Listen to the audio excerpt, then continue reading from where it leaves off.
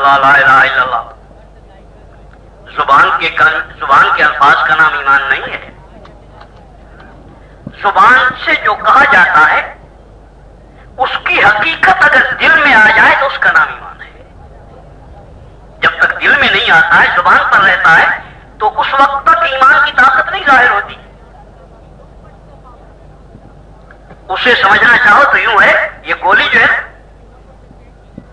303 کی گولی، یہ گولی کب، اس کی طاقت کب ظاہر ہوگی؟ جب اس گولی کو وہاں رکھا جائے جہاں اس کے رکھنے کی جگہ ہے، وہ 303 کی بندوق کے اندر، تو پھر تو ہو سکتا ہے کہ اگر نشانہ صحیح لگانے والا ہو اور اس کو صحیح طور پہ چلایا جائے تو ہو سکتا ہے کہ اس سے شیر بھی مر جائے۔ لیکن اگر وہی گولی 303 کی گولی جو ہے، اگر وہ گولی ایک نہیں بلکہ 5 ہوں آپ کے پاس، اور ایک بچے کو آپ پکڑا دیں کہیں سے ہاتھ آ جائیں اس کے، وہ 5 کی 5 اکٹھی مارے تو شاید بلی بھی نہ مرے، اس لیے کہ وہ ہاتھ میں ہے۔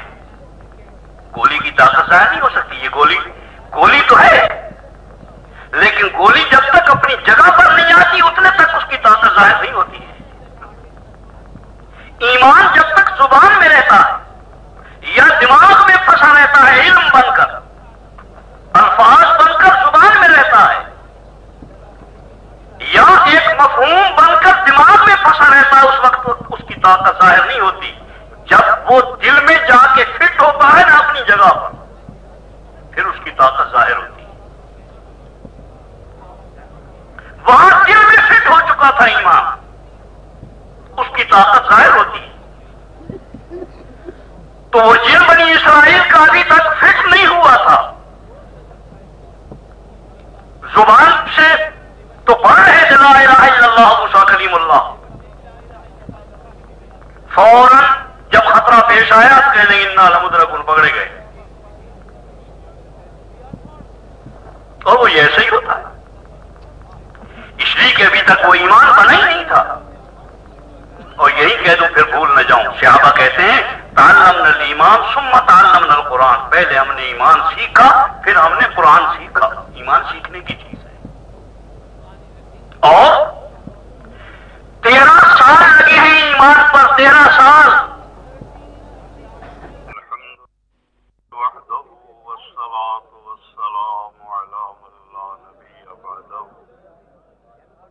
اللهم صل على سيدنا محمد عبدك ورسولك النبي الأمي وآله. اللهم صل على سيدنا محمد وآله بقدر حسنه وكماله. وبعد فأعوذ بالله من الشيطان الرجيم. بسم الله الرحمن الرحيم. والعصر إن الإنسان لفي خسر إلا الذين آمنوا وعملوا الصالحات وتواصوا بالحق وتواصوا بالصبر.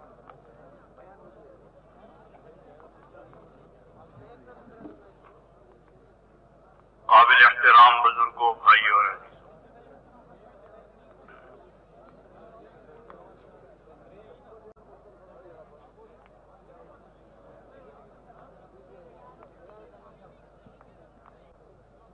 اللہ جل جلالہ یہ چاہتے ہیں کہ میرے بندے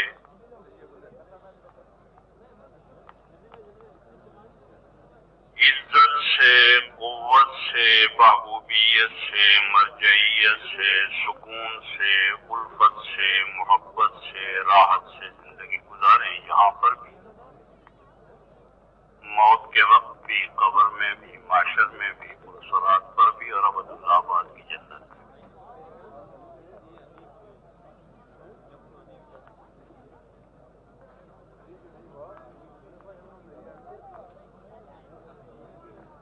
اللہ جل جلالہ بھی یہی چاہتے ہیں، اور میرا خیال یہ ہے کہ ہر باشعور آدمی جس کے سر میں بھیجا ہے یہی چاہتا ہے کہ میں، میری اولاد، میرے متعلقین، میرے گھر والے، میری قوم والے، علاقے والے، ملک والے، باقی انسان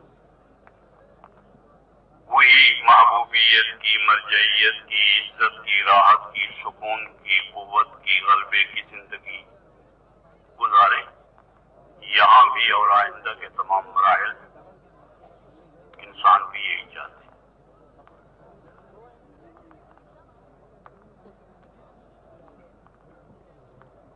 فرق صرف اتنا ہے کہ اللہ جل جلالہ یہ کہتے ہیں، آدمی یہ کہتا ہے بحیثیت انسان کے، انسان بحیثیت انسان کے، کہ میں جو کامیاب ہوں گا وہ کائنات کی چیزوں سے ہوں گا۔ اگر مجھے مال مل جائے تو میں کامیاب ہو جاؤں گا، زندگی شاندار بن جائے گی۔ لمبی زمینیں مل جائیں تو زندگی شاندار بن جائے گی۔ بڑا عہدہ مل جائے تو زندگی شاندار بن جائے گی۔ بڑی تجارت مل جائے تو زندگی شاندار بن جائے گی۔ شاندار قسم کی صنعت آ جائے تو زندگی شاندار بن جائے گی۔ انسان بحیثیت انسان کے یہی دیکھتا ہے، یہی سوچتا ہے، یہیں تک اس بیچارے کی نگاہ جاتی ہے۔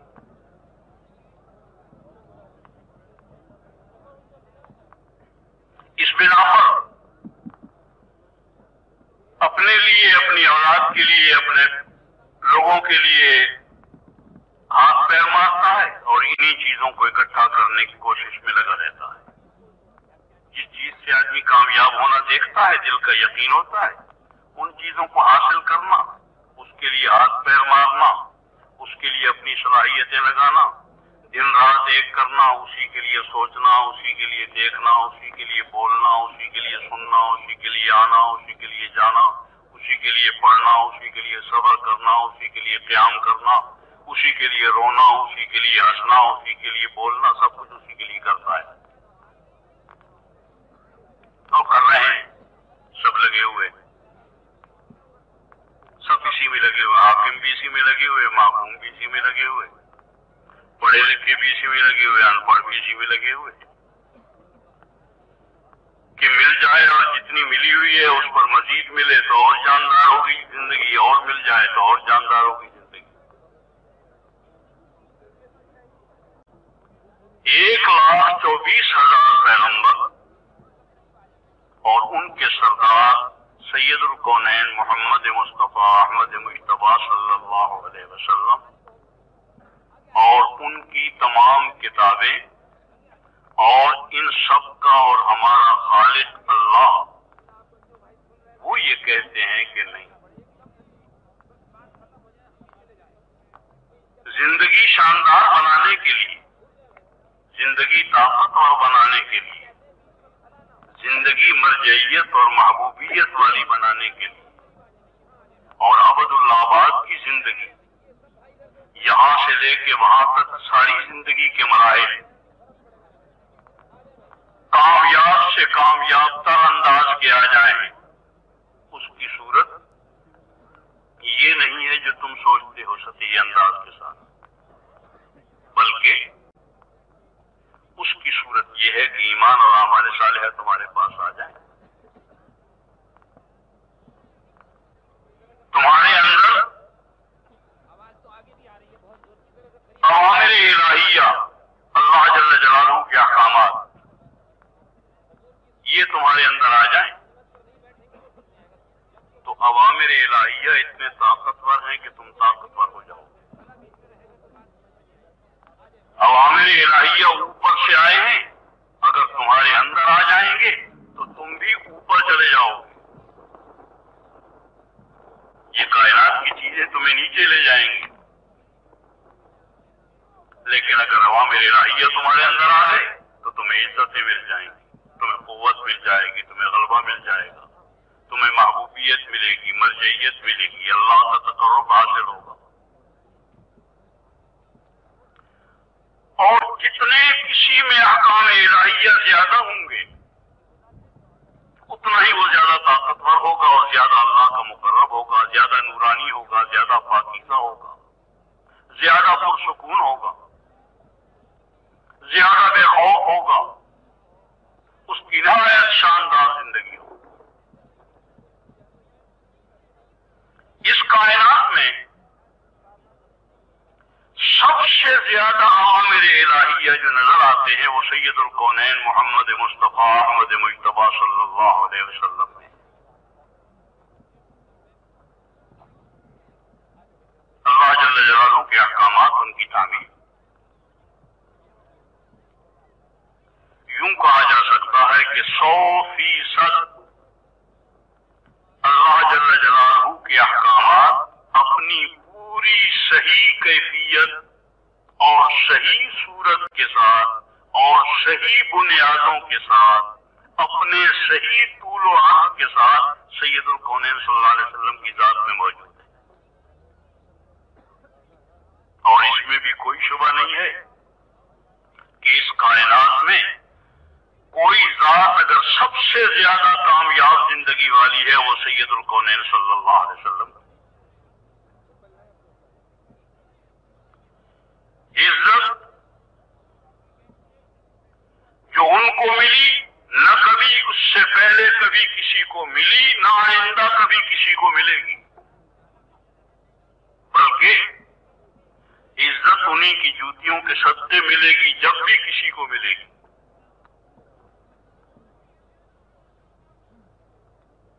سکون، راحت، چین،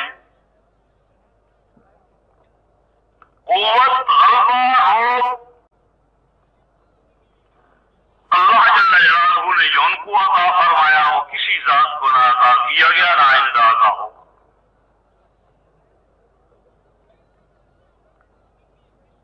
اور پھر ان کے علاوہ تمام انبیاء علیہ السلام سید الکونین محمد مصطفیٰ احمد مجتبیٰ صلی اللہ علیہ وسلم کے ساتھی، ان سب کا یہی حال ہے۔ محبوبیت کی زندگی ہے، مرجعیت کی زندگی ہے، قوت کی زندگی ہے، غلبہ کی زندگی ہے، سکون کی زندگی ہے۔ یہاں بھی وہاں بھی، اور وجہ اس کی، سبب اس کا وہی عوامر الہیہ، اللہ جل جلالہ کے احکامات۔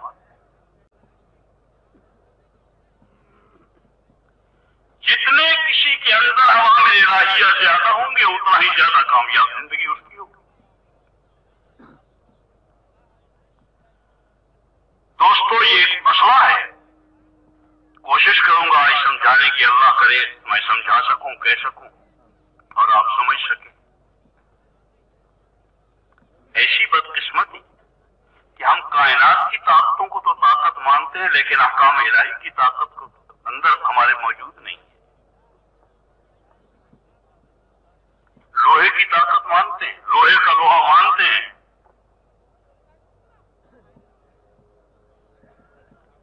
لیکن احکام الہیہ کی طاقت ہمارے اندر اس پر یقین باقی نہیں رہا ہے۔ یہ تو جانتے ہیں کہ ایٹم بم سے کیا ہوگا، یہ نہیں جانتے کہ نماز سے کیا ہوگا۔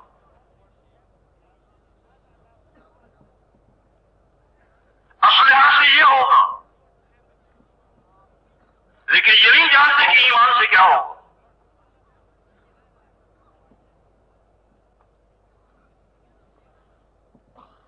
سید الکونین صلی اللہ علیہ وسلم نے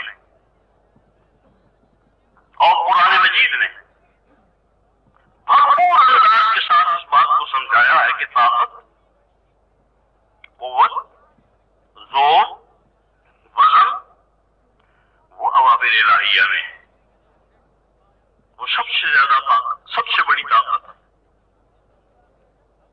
اس طاقت کو اپنے اندر لو، طاقتور ہو جاؤ۔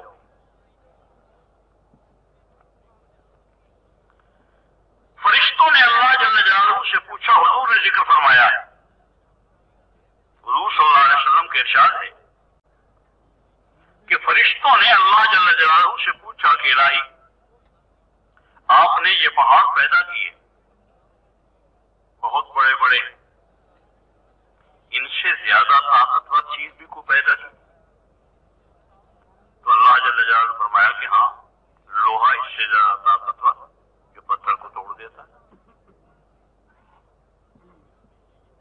پھر پوچھا کہ لوہے سے کوئی زیادہ طاقتور چیز پیدا کی تو اللہ جل جلالہ نے فرمایا کہ ہاں آگ جو لوہے کو پگھلا دیتی. پھر پوچھا کہ آگ سے بھی کوئی زیادہ طاقتور چیز پیدا کی فرشتوں نے پوچھی تو اللہ جل جلالہ نے فرمایا کہ ہاں پانی جو آگ کو بجھا دیتا. پھر پوچھا کہ پانی سے بھی کوئی زیادہ طاقتور چیز پیدا کی تو اللہ جل جلالہ نے ارشاد فرمایا کہ ہاں ہوا جو پانی کو اڑا دیتی ہے سکھا دیتی. پھر پوچھا کہ ہوا سے بھی کوئی زیادہ طاقتور چیز پیدا کی فرمایا کہ ہاں ہوا سے زیادہ طاقتور چیز بھی پیدا کی ہے اور وہ یہ ہے کہ جب کوئی ایمان والا محض رضائے الہی کے لیے نہایت اخفاء کے ساتھ چھپا کر اپنے دائیں ہاتھ سے مال اس طرح خرچ کرے کہ بائیں کو بھی پتہ نہ چلے محض رضائے الہی کے لیے یہ اس کا مال خرچ کرنا ہوا سے بھی زیادہ طاقتور ہے. وہ کائنات کی کل قوتوں سے زیادہ طاقت خدا کی راہ میں مال خرچ کرنے میں ہے. صدقہ اتنا طاقتور عمل ہے. ساری کائنات کی چیزوں سے سب سے زیادہ طاقتور ہوا ہے اور اس سے زیادہ طاقتور وہ صدقہ ہے.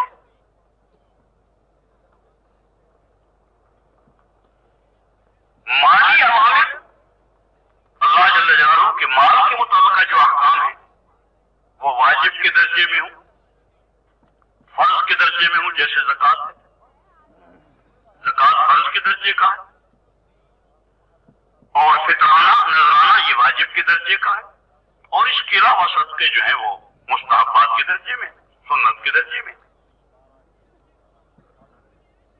یہ مالی احکامات جو ہیں یہ جان کے متعلقہ احکامات سے دوسرے درجے کے ہیں.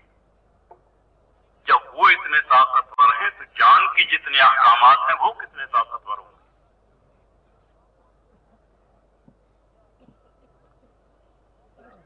مولانا یوسف رحمۃ اللہ علیہ نے ایک دفعہ فرمایا کہ سید الکونین صلی اللہ علیہ وسلم کے وجود اثر سے نکلنے والے اعمال یہ اتنے طاقتور ہیں کہ حضور نے انگلی کا اشارہ کیا اور چاند 2 ٹکڑے ہوا. یہ تو معروف بات ہے. چاند 2 ٹکڑے حضور کی انگلی کے اشارے سے. حضور کے وجود اثر سے نکلنے والے اعمال اتنے طاقتور ہیں کہ چاند 2 ٹکڑے ہو سکتا ہے. اس وقت میں تم سنتے رہتے ہوگے کہ کائناتی طاقت والے لوگ جن کے پاس کائناتی قسم کی طاقتیں ہیں لوہے کی پانی کی آگ کی ہوا کی ان طاقتوں سے ہم استفادہ کر کے جو طاقتیں اپنے پاس پیدا کی ہیں ان لوگوں نے یہ طاقتوں والے لوگ اس وقت میں ان کی طاقت کا توازن اوپر کھڑا ہوا ہے. یہ چاند پر پہنچ گیا یہ چاند کے قریب ہو گیا کہنے لگے یہ اور قریب ہو گیا یہ آج غالب آ گیا کہنے لگے وہ اس پر اتر گیا کہنے لگے یہ غالب آ گیا کہنے لگے وہ اس کی مٹی لے آیا کہنے لگے وہ غالب آ گیا. یعنی یہ چاند سورج اس وقت میں توازن طاقت کے توازن میں بنے ہوئے ہیں کہ کون پہلے پہنچتا ہے کون پہلے ڈیرا لگاتا ہے. یہ چل رہا ہے. سب سے بڑا اس وقت میں کام یہ چل رہا ہے. حضور صلی اللہ علیہ وسلم انگلی کے اشارے سے اس چاند کو ٹکڑے کر کے یہ دکھلا گئے کہ تمہارے پاس میرے وجود سے نکلنے والے اعمال اگر ہوں تو یہ سب سے زیادہ طاقتور ہیں. یہ اتنے طاقتور ہیں کہ جس جگہ پر پہنچنے کو لوگ طاقت سمجھتے ہیں تم اسے توڑ سکتے ہو، اتنے طاقتور ہو گئے. یہ راستے تمہارے سامنے جھکنے کے لیے ہیں.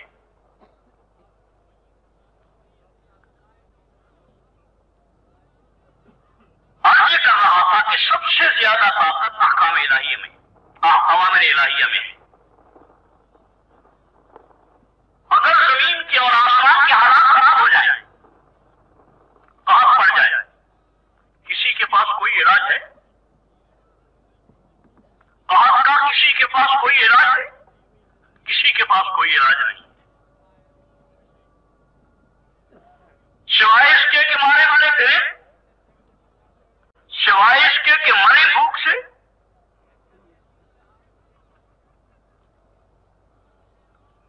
علاج ہے تو صرف محمد رسول اللہ صلی اللہ علیہ وسلم کے پاس ہے. بلوغ المرام سے لے کے بخاری تک ہر کتاب کے اندر موجود ہے کہ جب زمین آسمان کے حالات خراب ہو جائیں تو ان حالات کو درست کرنے کی ترتیب یہ ہے کہ 2 رکعت باہر نکل کر نماز پڑھو اور دعا کرو. ہے نہیں؟ اور بالکل آنکھوں سے دیکھا الحمدللہ کہ لوگ نکلے، پہلی صلاۃ الاستسقاء پڑھی تو وقت شاید 14-15 سال کی عمر تھی، اب تک یاد ہے. نانا جی برہم نے پڑھائی، سخت قحط کا دور تھا، اور باہر نکل کے لوگ گئے اور بچے بھی، عورتیں بھی، بوڑھے بھی، بیمار بھی، سب نکل گئے. اور وہاں جا کر 2 رکعت نماز ہوئی، اور نماز کے بعد نماز پڑھانے والے نے اس کے کندھے پر چادر، حضور صلی اللہ علیہ وسلم سے ثابت ہے کہ کندھے پر ایک چادر تھی، حضور نے اس چادر کو اس انداز کے ساتھ پھیرا تھا کہ نیچے کا حصہ اوپر ہو گیا، اوپر کا نیچے ہو گیا، ادھر کا ادھر آ گیا، ادھر کا ادھر چلا گیا. بھائی یہ چادر کیا پھیرنی تھی کہ ملک کی قسمت بدل گئی. اتنی موسلادھار رہا، اسی وقت بارش شروع ہوئی کہ دنیا کا وقت ہے، اور اللہ کا احسان ہے ہمیشہ ہوتا رہا. عرض کر رہا تھا کہ ایک حکم اتنا طاقتور ہے اللہ جل جلالہ کا، ایک امر الہی جو اس کے اندر جان اور طاقت ہے، جو تغیر پیدا کرنا اور تبدیلیاں لانا، وہ کائنات کی کل طاقتوں میں بھی نہیں ہے. یہ صلاۃ الاستسقاء جو ہے یہ فرض کے درجے کی چیز نہیں ہے، مستحب اور سنت کے درجے کی چیز. جب 2 رکعت سنت میں یہ جان ہے تو 2 رکعت فرض میں کتنی طاقت ہو.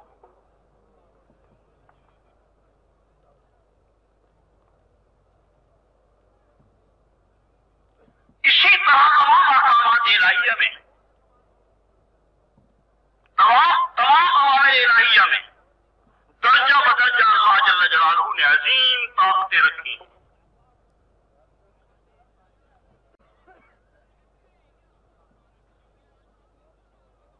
سب سے زیادہ طاقتور امر الہی نماز، روزہ، حج، زکات، اس میں کوئی شبہ نہیں، سب بڑی طاقتیں ہیں، لیکن ان سب سے زیادہ طاقتور ایمان ہے. ایمان ان سب سے زیادہ بڑی طاقت.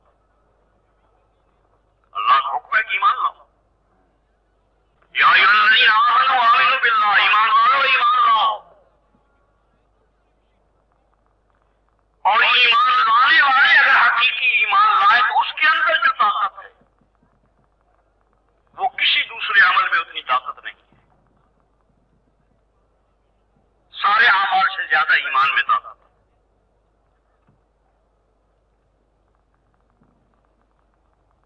ایمان کی طاقت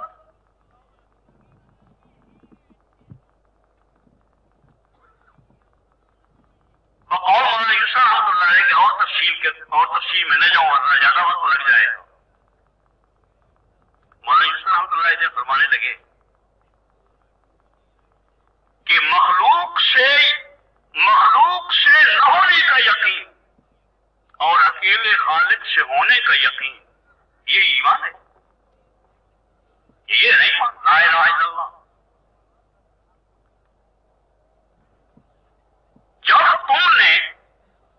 جب کسی نے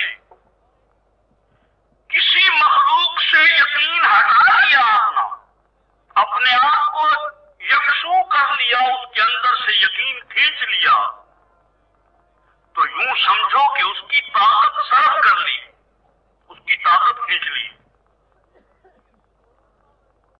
اور تم اس سے مطمئن ہو گئے, وہ تمہارے لیے بے طاقت ہے. نہیں سمجھے ہوگے حضرت ابراہیم علیہ السلام جس وقت ان کو منجنیق پر بٹھایا گیا, اس جھولے پر جس کو جھلا کر آگ میں ڈالنا تھا اور آگے آگ جل رہی تھی, ایسی بڑی آگ زمین پر پہلے کبھی نہیں جلائی گئی. اتنی بڑی آگ اس آگ میں ڈالنا تھا, اس لیے کہ ان کے نزدیک بڑا جرم کیا تھا, عظیم جرم تھا, اس کی سزا دی.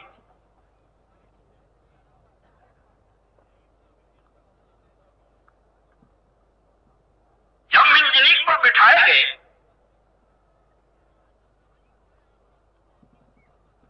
تو ایک روایت ملتی ہے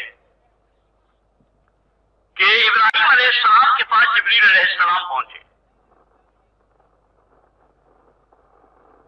یہ انبیاء کے ساتھی ہیں, آتے جاتے رہتے, ہر وقت ان کا کام ہی یہ انبیاء کے ساتھی معاملہ رہتا ہے. سارے فرشتوں کے سردار ہیں, ہر طرح کے معاملات میں آتے ہیں.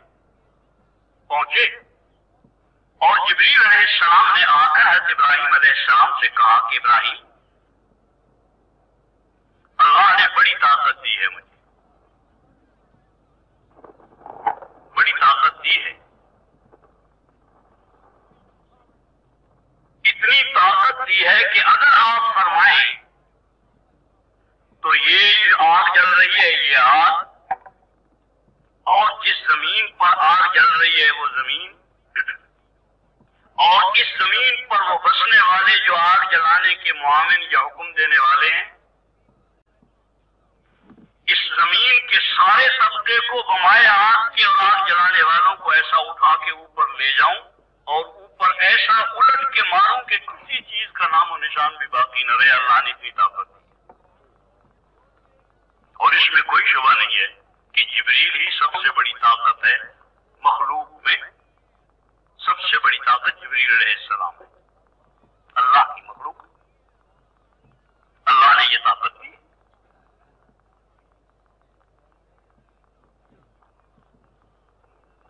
اگر آپ فرمائیں, حضرت ابراہیم علیہ السلام نے فرمایا کہ جبریل انہوں نے بھیجا ہے, انہوں نے کہا ہے, انہوں نے کہا نہیں, انہوں نے تو نہیں کہا, انہوں نے تو نہیں کہا, میں آپ سے کہہ رہا ہوں. اس پر ابراہیم علیہ السلام نے اس وقت جب کہ آگ سامنے ہے, منجنیق پر بٹھائے ہوئے اور ابھی جانے والے ہیں, یہ اللہ کی طرف سے امتحان تھا. اور امتحان ابراہیم علیہ السلام نے بڑے بڑے دیے, مگر میرا خیال یہ ہے کہ سب سے زیادہ سخت امتحان یہ تھا عین وقت پر, جب آدمی کا براہ راست جان کا طے شدہ خطرہ سامنے ہو اور اتنی بڑی طاقت سامنے آئے اور آدمی اس کی طرف رجوع نہ کرے. جب جبریل علیہ السلام نے یہ بات کہی تو اس کے جواب میں ابراہیم علیہ السلام نے یہ کہا کہ جبریل, میں اس وقت میں بلا شبہ محتاج تو ضرور ہوں, ضرورت مند تو ضرور ہوں کسی کی مدد کا, لیکن تیری طرف احتیاج نہیں. اما الیک فلا, تیری طرف کوئی احتیاج نہیں. اس لیے کہ میں تو لا الہ الا اللہ پڑھ چکا، اور ابراہیم علیہ السلام کے بھی اندر کی بات، اندر کا جو یقین ہے اسی کو اللہ جل جلالہ نے بیان فرمایا ہے، جس کو انہوں نے کہا کہ انی وجہت وجہی للذی فطر السماوات والارض حنیفا وما انا من المشرکین، میں نے بنے ہوئے سے بنانے والے کی طرف رخ پھیر لیا ہے۔ لوگ سمجھتے ہیں کہ بنے ہوئے سے یہ ہوگا، اس بنے ہوئے سے یہ ہوگا، اس بنے ہوئے سے یہ ہوگا، اس بنے ہوئے سے یہ ہوگا، آگ سے یہ ہوگا، پانی سے یہ ہوگا، ہوا سے یہ ہوگا، زمین سے یہ ہوگا، بم سے یہ ہوگا، لوہے سے یہ ہوگا، پیسے سے یہ ہوگا، اور میں یہ یقین نہیں رکھتا کہ بنے ہوئے سے نہیں، بلکہ میں تو صرف بنانے والے کی طرف رخ کر لیا۔ میرا ایمان یہ ہے کہ بنانے والے سے سب کچھ ہوگا۔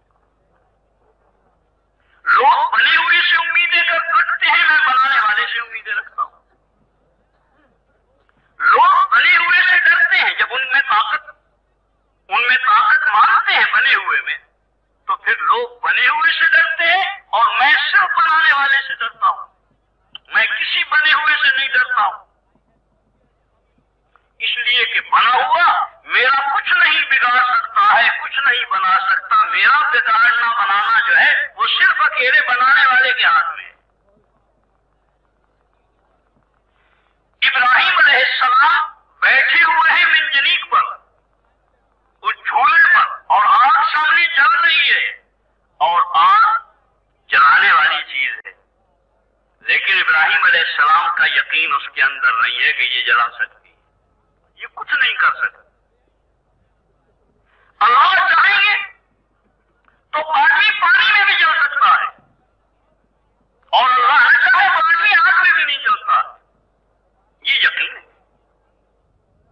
آگ کے اندر سے اپنا یقین ابراہیم علیہ السلام نے کیا ہٹایا کہ آگ کے اندر سے جلانے کی صلاحیت چھن گئی۔ اب سمجھو اس بات کو کہ ایمان کسے کہتے ہیں؟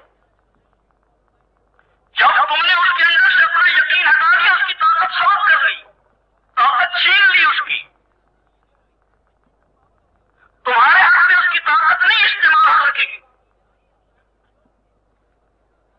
تمہارے خلاف اس کی طاقت استعمال نہیں ہو سکے گی۔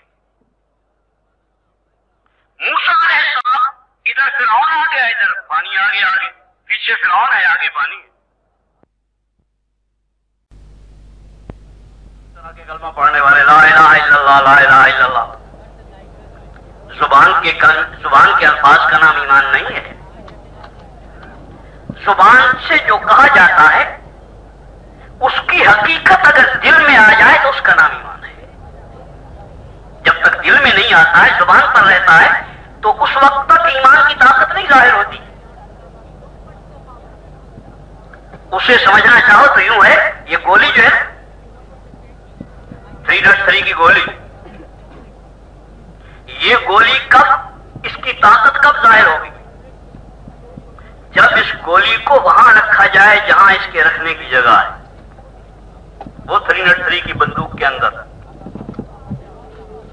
تو پھر تو ہو سکتا ہے کہ اگر نشانہ صحیح لگانے والا ہو اور اس کو صحیح طور پہ چلایا جائے تو ہو سکتا ہے کہ اس سے شیر بھی مر جائے، لیکن اگر وہی گولی 3.3 کی گولی جو ہے، اگر وہ گولی ایک نہیں بلکہ 5 ہوں آپ کے پاس، اور ایک بچے کو آپ پکڑا دیں، کہیں سے ہاتھ آ جائیں اس کے، وہ 5 کی 5 اکٹھی مارے تو شاید بلی بھی نہ مرے، اس لیے کہ وہ ہاتھ میں ہے، گولی کی طاقت ظاہر نہیں ہو سکتی۔ یہ گولی تو ہے، لیکن گولی جب تک اپنی جگہ پر نہیں آتی اتنے تک اس کی طاقت ظاہر نہیں ہوتی ہے۔ ایمان جب تک زبان میں رہتا ہے یا دماغ میں پھنسا رہتا ہے، علم بن کر، الفاظ بن کر زبان میں رہتا ہے، یا ایک مفہوم بن کر دماغ میں پھنسا رہتا ہے، اس وقت اس کی طاقت ظاہر نہیں ہوتی۔ جب وہ دل میں جا کے فٹ ہوتا ہے نا اپنی جگہ پر، پھر اس کی طاقت ظاہر ہوتی ہے۔ ہوتا تھا ایمان، اس کی طاقت ظاہر ہوتی. تو وہ جن بنی اسرائیل کا ابھی تک فٹ نہیں ہوا تھا، زبان سے تو پڑھ ہے لا الہ الا اللہ موسیٰ کلیم اللہ، فوراً جب خطرہ پیش آیا تو کہنے انا لمدرکون، پکڑے گئے. اور وہ یہ ایسے ہی ہوتا ہے، اس لیے کہ ابھی تک وہ ایمان بنا ہی نہیں تھا. اور یہی کہہ دوں پھر بھول نہ جاؤں، صحابہ کہتے ہیں تعلمنا الایمان ثم تعلمنا القرآن، پہلے ہم نے ایمان سیکھا پھر ہم نے قرآن سیکھا. ایمان سیکھنے کی چیز ہے. اور 13 سال لگے ہیں ایمان پر، 13 سال. 14ویں سال جا کر احکامات شروع ہوئے ہیں. ان 13 سال میں صرف نماز آئی ہے، کوئی حکم نہیں آیا ہے، ایمان ہی سیکھا جا رہا ہے. باقی 10 سال کے اندر تمام پرانی احکامات آئے ہیں اور یہاں پر صرف ایمان ہے اور نماز ہے. اس لیے کہتے ہیں کلمہ نماز ہے. اصل کہتے ہیں جی کلمہ نماز کی کہتے ہیں، اور ہے ہی کلمہ نماز، اور کیا ہے. بقیہ تو بہت آسان ہے. جب تک کلمہ نماز نہیں آتا کچھ نہیں بنتا ہے.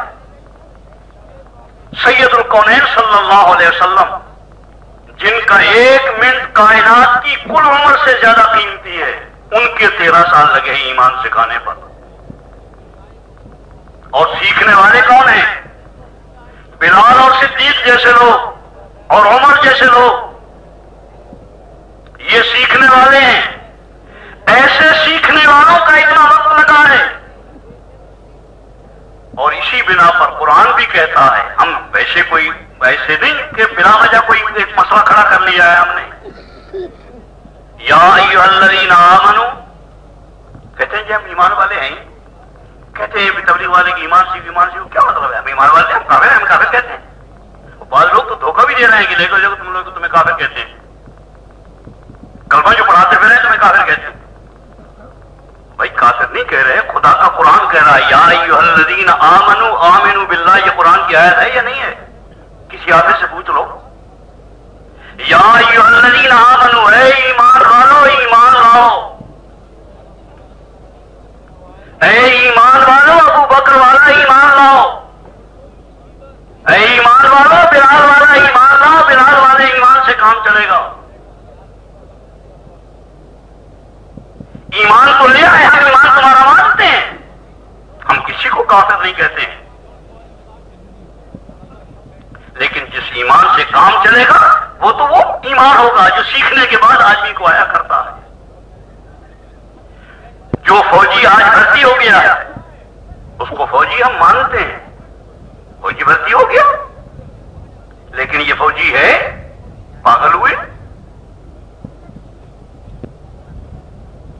اس فوجی کو تو ہم وہ خاص قسم کا اسلحہ کیا ہے، اپنی بندوق بھی ضائع نہیں کرنا چاہتے اس کو دے کر سرحد پہ بھیج کے، اس لیے کہ یہ خود بھی مرے گا اور اس کے بھی دشمن کے ہاتھ آئے گا. یہ فوجی بنے گا 10 سال کے بعد، سیکھنے کے بعد، سمجھنے کے بعد، تربیت کے بعد، دھکے کھانے کے بعد. کبھی جہاز سے گرائیں گے، کبھی پانی میں گرائیں گے، کبھی پہاڑوں پر ڈالیں گے، جب جا کر آدمی بنے گا، یہ فوجی بنے گا. عرض کر رہا تھا کہ ایمان سب سے بڑی دولت، لیکن ایمان کب، اس کی طاقت کب ظاہر ہوگی؟ جب اندر چل جائے گی. زبان سے کہنا تو دوستوں بہت آسان ہے، اور یہ بات بتا دوں خطرے کی بات بھی ہے، اسے اچھی طرح سے سمجھ لو. جو زبان پر ہے وہ دل میں ہے، وہی دل میں ہے تو وہ ایمان ہے. اور اگر زبان پر ہے اور دل میں نہیں ہے تو یہ نفاق ہے. اور اگر نہ زبان پر ہے نہ دل میں ہے تو اس کا نام کفر ہے.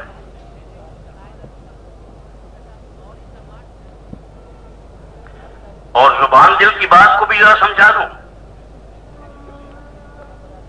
ایک دفعہ نہیں، سب کو ایک قصہ پیش آتا ہے اور آتے رہتے ہیں اور سنتے بھی رہتے ہیں. کہیں دوست آپس میں بیٹھے ہیں، کچھ آدمی بیٹھے ہیں اور اچانک ایک آدمی آ گیا.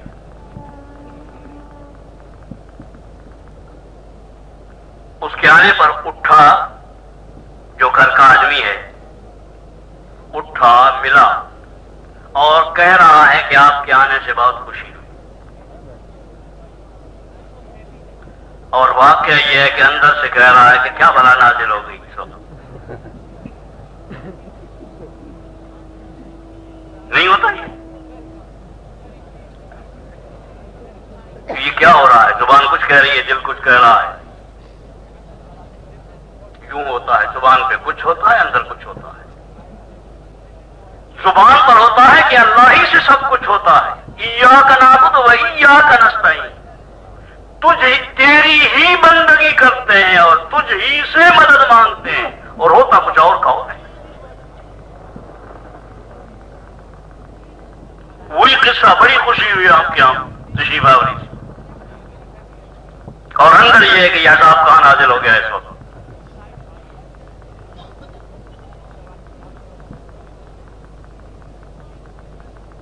اس بنا پر کہہ رہا ہوں کہ جو زبان پر ہو وہی اندر ہونا چاہیے،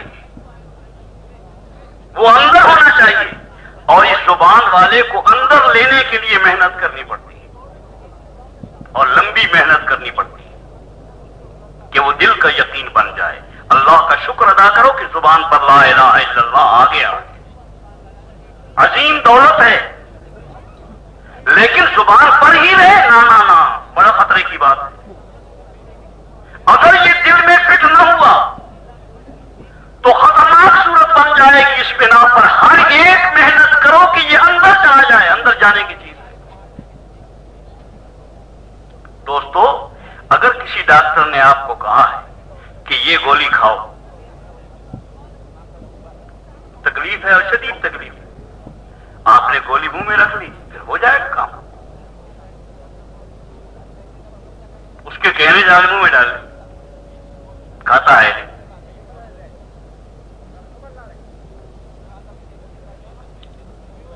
میرا اپنا بچہ، اس کو گولی کھانا بس گولی کھانا معلوم ہوتا ہے، اور جب بھی ڈاکٹر نے تجویز کی کہ یہ گولی کھانی ہے، وہ کٹ سے منہ میں ڈالے گا، پانی کا گھونٹ آ جائے گا، وہ گولی ادھر رکھی رہی اور پھر ادھر ہو کے پہن گئی تو شفا ہو جائے گی. جو چیز اندر جا کے فائدہ مند ہوگی اس کے باہر رکھنے سے کیا نتیجہ نکلے گا؟ اس کے باہر رہنے پر نتیجہ نہیں ظاہر ہوگا. اس بنا پر عرض کرتے ہیں کہ اللہ کے واسطے اگر آپ کے ہاتھ میں ہے انجیکشن، بڑی طاقت کا ہے، بڑے سکون کا ہے، بڑی صحت کے لیے مفید ہے، بہت اچھا انجیکشن ہے، بڑا قیمتی ہے، لیکن آپ کے ہاتھ میں ایک انجیکشن نہیں 10,000 انجیکشن آپ کے گھر میں پڑے، آپ تو ویسے کے ویسے ہی رہیں گے جب تک اندر نہیں جائے گا. کہتے ہیں یہ انجیکشن ہے بڑا اچھا ہے، یہاں لگوانا، کہتے کہ نہیں یہ تکلیف ہوتی ہے، سوئی لگنی چاہیے، وہ سوئی چبونا جائے، یہ نہیں. منگوا لیے، پیسے بھی بھر دیے، گھر رکھے ہیں، ہو جائے گی شفا. انجیکشن تو اپنی جگہ پر پہنچے گا جب اس کا فائدہ ہوگا. ایمان جب اپنی جگہ پر پہنچے گا تب فائدہ ہوگا، تب اس سے قوت حاصل ہوگا. ہر زبان کی چیز کو دل تک اتارنے میں کچھ کرنا تو پڑے گا دوست، اور بڑی محنت کرنی پڑے گی. زبان سے لا الہ الا اللہ کو سیکھ لینا بہت آسان ہے، اور اس کی ناقدری بھی نہیں کرنی چاہیے. ناقدری کا انداز ہرگز نہیں، اس لیے کہ عظیم کلمہ ہے، اس کے الفاظ بھی محبوب ترین چیز ہے، لیکن اس کی حقیقت کو اندر جانا چاہیے. اس کی عظمت اسی وقت میں ظاہر ہوگی. اگلی بات عرض کروں کہ ایمان سب سے بڑی طاقت ہے. عرض کر رہا تھا کہ موسیٰ علیہ السلام کے ساتھی کہنے لگے پکڑے گئے. موسیٰ علیہ السلام وہ اندر سے ٹایا ہوا ہے ایمان. اندر ٹھکانے پہنچا ہوا کہ اللہ کے علاوہ کوئی کچھ، لا الہ الا اللہ، اللہ کے علاوہ کوئی کچھ نہیں بگاڑ سکتا. جیسے محمد الرسول اللہ صلی اللہ علیہ وسلم نے والذی نفسی بیدہ کے ساتھ بیان کیا ہے، اس ذات کی قسم جس کے قبضے قدرت میں میری جان ہے، اگر تمام جن و انس، تمام مخلوقات، تمام طاقتیں جمع ہو جائیں اور تمہیں ذرہ برابر نفع پہنچانا چاہیں نہیں پہنچا سکتی جب تک اللہ نہ چاہے. اور کائنات کی کل طاقتیں اگر تمہیں ذرہ برابر نقصان پہنچانا چاہیں نہیں پہنچا سکتی جب تک اللہ نہ چاہے. ایمان ہے، اسی کا نام ایمان ہے. یہ اندر کا یقین ہو.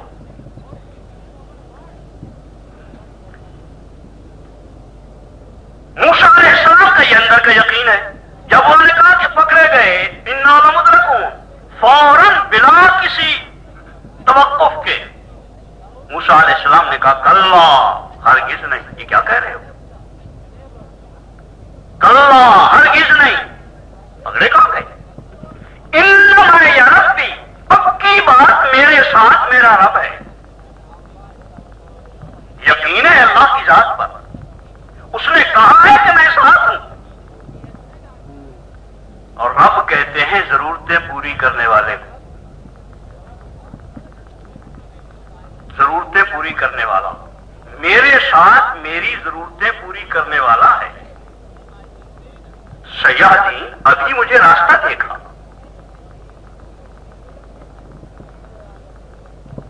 نہ یہ کچھ بگاڑ سکتا ہے پانی، نہ فرعون کچھ بگاڑ سکتا ہے. نہ یہ طاقت ہے، نہ اس کو طاقت مانتا ہوں، نہ اس کو طاقت مانتا ہوں. میں تو ایک کو طاقت مانتا ہوں، وہ میرے ساتھ ہے.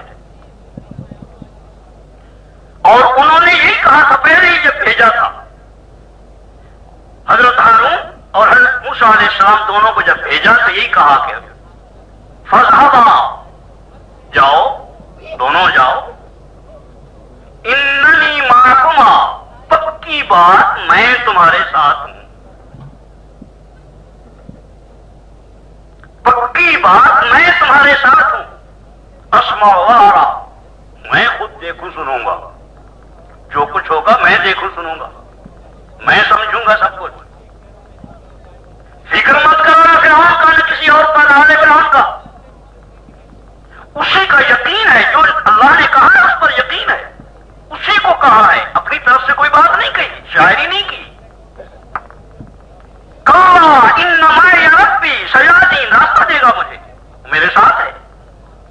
اسی وقت راستہ ملا. جب پانی کی طاقت کے اندر سے اپنا یقین ہٹا دیا، پانی کے بہاؤ سلب ہو گیا ان کے حق میں. پانی کے بہاؤ کی طاقت کھینچ لی. یہ ایمان کی طاقت ہے. کوئی طاقت ایسی نہیں کہ پانی کا بہاؤ کھینچ لے یا آگ کے اندر سے جلانے کی طاقت سلب کر لے. کسی کے پاس یہ طاقت نہیں ہے. یہ صرف ایمان میں ہے. اور یہ ایک مرتبہ نہیں ہوا، بار بار ہوا. صحابہ کے ساتھ ہوا. یہ دجلہ دریا، ابو ہریرہ رضی اللہ تعالیٰ کہتے ہیں کہ جب ہم نے دجلہ کو پار کیا ہے طغیانی پر تھا، لیکن ہمارے ٹخنے بھی تر نہیں ہوئے تھے. اور ایک صحابی چلتے چلتے ان کا لکڑی کا پیالہ بغل میں لٹکا ہوا تھا، وہ کہیں گر گیا، خیال نہیں رہا. جب دریا سے پار ہو گئے تو وہاں دیکھا، خیال کیا کہ میرا پیالہ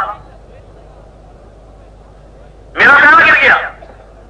تو فوراً دوسرے کہتا ہے کہ یار لکڑی کا پیالہ ہی تو تھا. میں نے کہا لکڑی کا پیالہ؟ میں کہتا ہوں میرا پیالہ، تو کہتا ہے لکڑی کا پیالہ. محمد الرسول اللہ صلی اللہ علیہ وسلم کے ساتھی کا پیالہ ہے، لکڑی کا پیالہ نہیں ہے. اور بالکل اپنے اسی یقین کی بنیاد پر وہ کسی چیز کو کچھ نہیں سمجھتے ہیں سوائے اللہ کی ذات کے. واپس لوٹا ہے دریا سے پیالہ حاصل کرنے کے لیے واپس آئے. دجلے کو کیا حق پہنچتا ہے میرا پیالہ لے جانے کا؟ واپس آئے ہیں، جب کنارے پر پہنچے ہیں اسی وقت سامنے نظر آیا پیالہ کہ جا رہا ہے بہاؤ میں. اسی وقت ایک لہر اٹھی اور سیدھا ان کے سامنے آ کر پیالہ کھڑا. پیالہ اٹھا لیا اور چلے آئے. کسی چیز کو طاقت مان نہیں سکتا ایمان والا.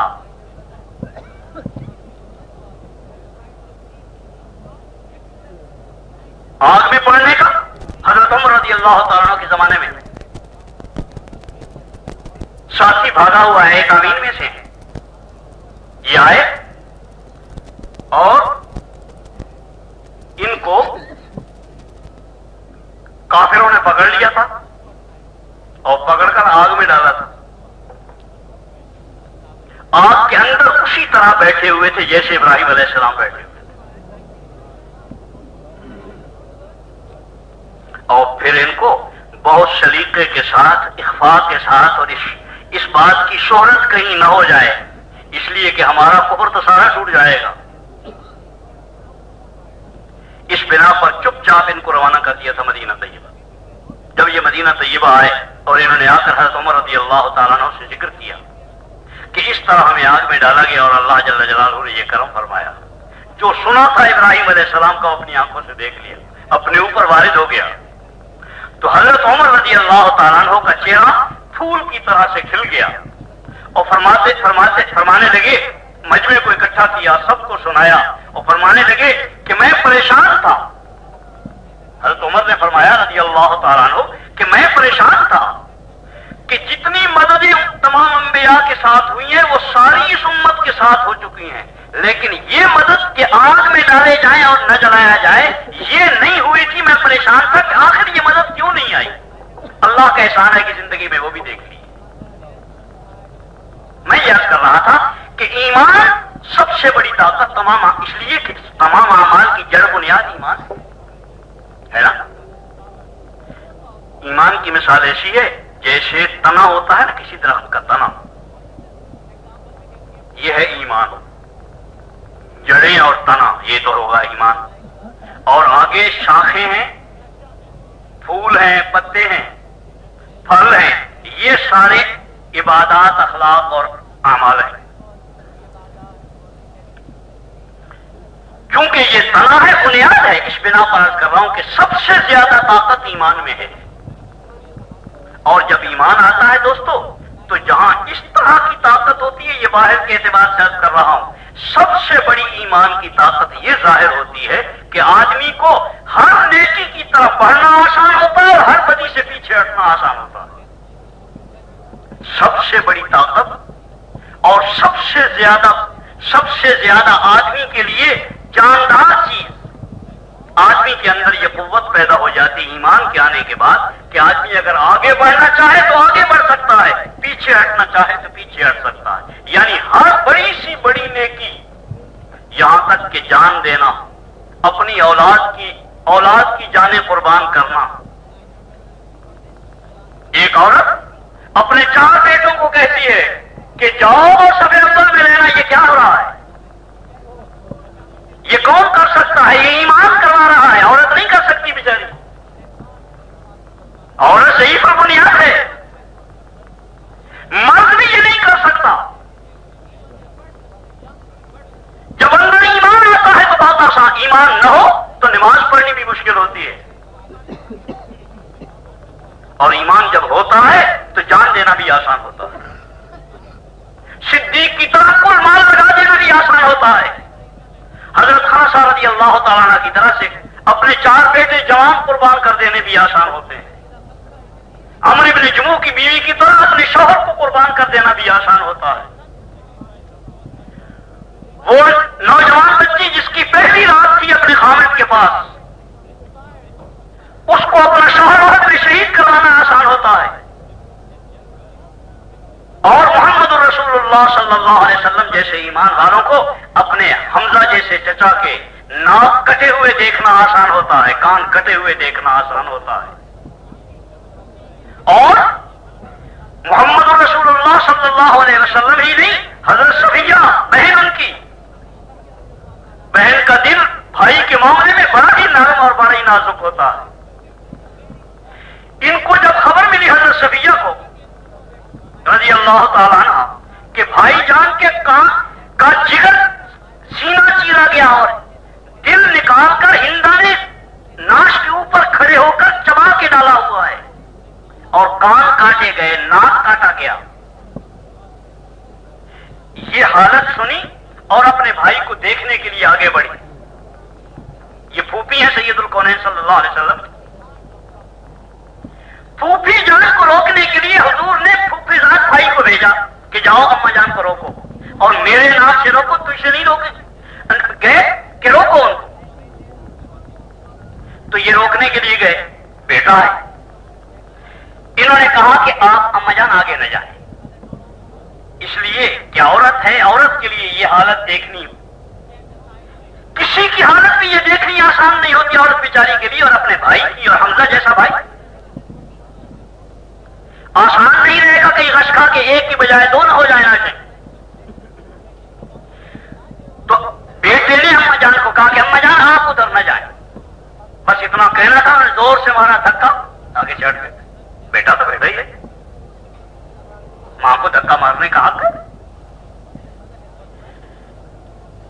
جب ان کو دھکا لگا کہ یہ تو اصرار کر رہی ہے تو انہوں نے کہا کہ حضور نے بھیجا ہے مجھے. پھر وہیں رک گئی. حضور کی بات آ گئی تو پھر سارے جذبات ختم. اور اس پر کھڑے ہو کر یہ کہا کہ جاؤ جاؤ بیٹے حضور کے پاس، اور ان سے جا کر یہ کہو کہ میں اس طرح نہیں جا رہی بھائی کی ناش پر جس طرح عورتیں اپنے بھائیوں کی ناش پر جایا کرتی ہیں. نہ تماشا دیکھنے جا رہی، نہ بہن کرنے جا رہی، نہ ان کے غم میں مرنے کے لیے جا رہی. میں صرف آنکھوں سے اس لیے دیکھنے جا رہی ہوں کہ قیامت کے دن اللہ سے کہہ سکوں گی کہ میں خدا کی بہن ہوں. میں قیامت کے دن دیکھا ہوا ہوگا اپنا بھائی، میں کہہ سکوں گی کہ میں حمزہ کی بہن ہوں. جس کے تیرے راستے میں کان کٹے تھے، ناک کٹا تھا، دل چبایا گیا تھا، اس کی بہن ہوں. اس لیے دیکھنے جا رہی ہوں. یہ ایمان کرواتا ہے کام. اس بنا پر کہتے ہیں کہ ایمان سیکھو، اللہ کی قسم سب کچھ آسان ہو جائے گا. ابھی تو نماز پڑھنی مشکل ہے، لیکن جب ایمان آ جاتا ہے تو نماز میں پوری راتیں گزارنی آسان ہوتی ہیں. ابھی تو تھوڑا بہت بچا ہوا مال لگانا مشکل ہے دین پر، لیکن جب ایمان آتا ہے تو کل مال لگانا آسان ہو جاتا ہے. ایک آدمی نے 10 ہزار آدمی کو کھانا دیا ہے. 10 ہزار آدمی کا خرچہ اٹھایا ہے شہبہ نے. اس میں حضرت عبدالرحمان بن عوف بھی ہیں، عثمان ذی النورین بھی ہیں، اور یہ ساتھ رضی اللہ تعالیٰ عنہ یہ روزانہ 80 آدمیوں کو کھانا 80 مہمانوں کو کھانا کھلاتے تھے. یہ ایمان کروایا کرتا ہے. ایمان کے بعد سارے کام آسان ہوتے ہیں. ایمان کے بعد کسی خلیفہ وقت کا ابو بکر کی طرح زندگی گزارنا بھی آسان ہوتا ہے، عمر کی طرح زندگی گزارنا بھی آسان ہوتا ہے. لیکن ایمان سے پہلے کوئی کام بھی آسان نہیں، کچھ نہیں بنا سکو گے. اس بنا پر سیدھا راستہ سب کے لیے یہی ہے، حاکموں کے لیے بھی، محکوموں کے لیے بھی، مالداروں کے لیے بھی، غریبوں کے لیے بھی، پڑھے لکھوں کے لیے بھی، ان پڑھوں کے لیے بھی. ایمان پہ آئے، سارا کچھ درست ہو جائے گا، سب کچھ درست ہوگا. اور ایمان نہ آئے تو کچھ بھی درست نہیں ہو سکے گا. جب ایمان آ جاتا ہے تو جیسے ہر نیکی کی طرف بڑھنا آسان ہوتا ہے، ہر بدی سے پیچھے ہٹنا بھی بہت آسان ہوتا ہے. ایمان اور قتل، ایمان والا ہو اور قاتل ہو، ایمان والا ہو اور ظالم ہو، اس کا تصور نہیں کیا جا سکتا ہے.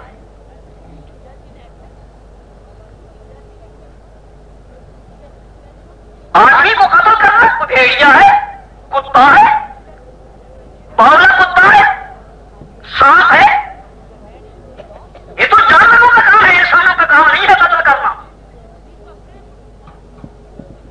جب ایمان آتا ہے اس وقت میں محبتیں اجاگر ہوتی ہیں. سید الکونین صلی اللہ علیہ وسلم کا ارشاد ہے کہ لن تدخلوا الجنت حتی تؤمنوا. اس وقت تک ایمان میں، اس وقت تک جنت میں داخل نہیں ہو سکتے جب تک ایمان نہ آئے. یہ ایمان اس وقت تک جنت میں داخلہ نہیں ہوگا. ایمان کے بغیر جنت میں داخلہ نہیں ہے. اور اصل میں اگلی بات کہنی ہے حضور کو. یہ جملہ سمجھانے کے لیے ہے کہ جیسے ایمان کے بغیر جنت میں داخلہ نہیں ہو سکتا، اگلی بات فرمائی کہ وَلَن تُؤْمِنُوا حَتَّىٰ تَحَابُّوا، جب تک آپس میں محبت نہ کرو ایمان کا کوئی اعتبار نہیں ہے، ہم اس کا ایمان نہیں مانتے ہیں اگر تم آپس میں محبت کرنے والے نہیں ہو، اگر اس زبان والے اس زبان والوں کے ساتھ محبت کرنے والے نہیں ہیں، اس صوبے والے اس صوبے والوں کے ساتھ محبت کرنے والے نہیں ہیں، اس طبقے والے اس طبقے کے ساتھ محبت کرنے والے نہیں ہیں، اللہ ان کا اور اللہ کا رسول ان کا ایمان نہیں مانتا ہے۔ تم کفر کرنا ایمان میں لانا چاہتے ہو، یہ کافرانہ حرکتیں ہیں ختم کرنے، دشمنیاں مومنین کے درمیان۔ اللہ کا رسول کہہ چکا کہ المومنون کالجسد الواحد، تمام ایمان والے ایسے ہوتے ہیں جیسے ایک جسم کے اعضاء ہوتے ہیں، ایک جسم کے اعضاء۔ کبھی تم نے ہاتھوں کو لڑتے بھی دیکھا ہے آپس میں؟ کبھی تم نے ہاتھوں کو منہ پر اپنے منہ پر بھی مارتے دیکھا؟ کبھی لاکھوں کو آپس میں لڑتے دیکھا تم نے؟ ایمان نہیں ہے اس میں نفرت مار رہے ہیں، لڑ رہے ہیں۔ جس وقت فارج گر جاتا ہے تو یہ گھٹنے آپس میں لڑا کرتے ہیں۔ زندگی نہیں رہتی۔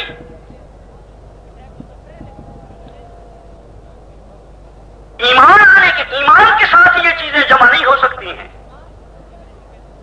قتل ہو اور قتل ہی قتل، دشمنیاں ہی دشمنیاں، ایک دوسرے کو دیکھ نہ سکیں، ایک دوسرے کی زندگی بگاڑنے کی فکر اور ایمان، ان دونوں کا کوئی آپس میں جوڑ نہیں ہے، بالکل کوئی جوڑ نہیں ہے۔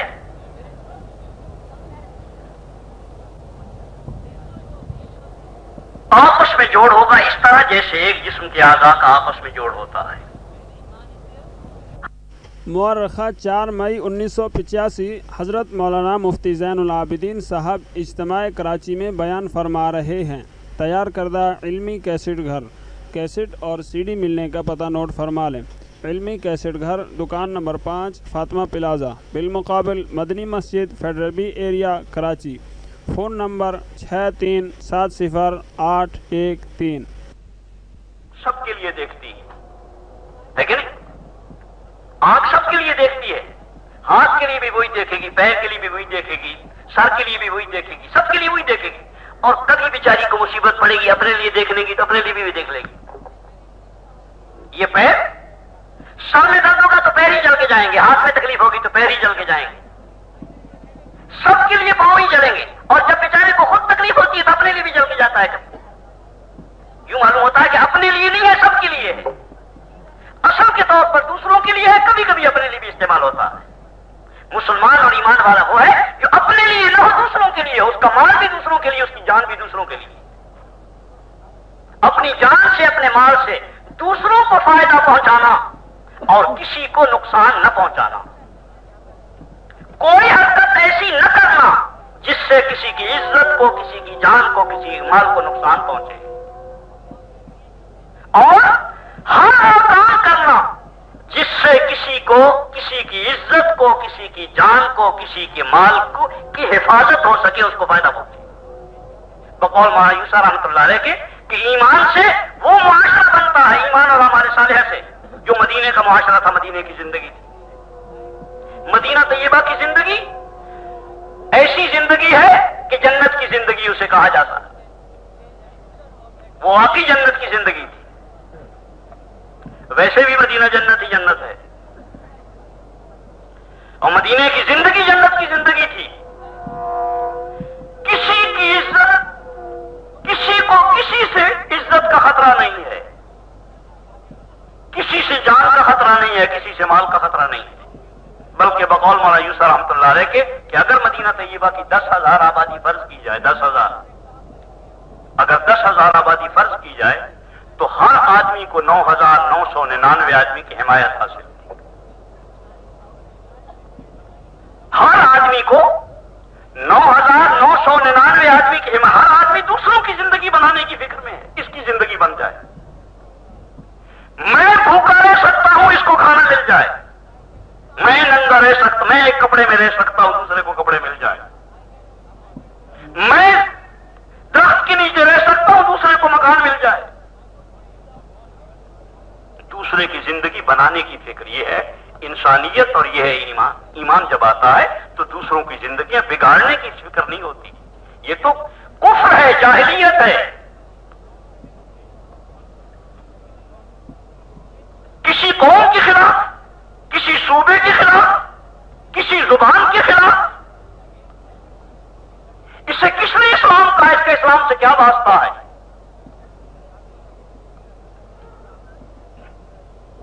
कौन पागल कहता है कि इसका नाम इस्लाम है और ये इस्लाम की हमदर्दी है?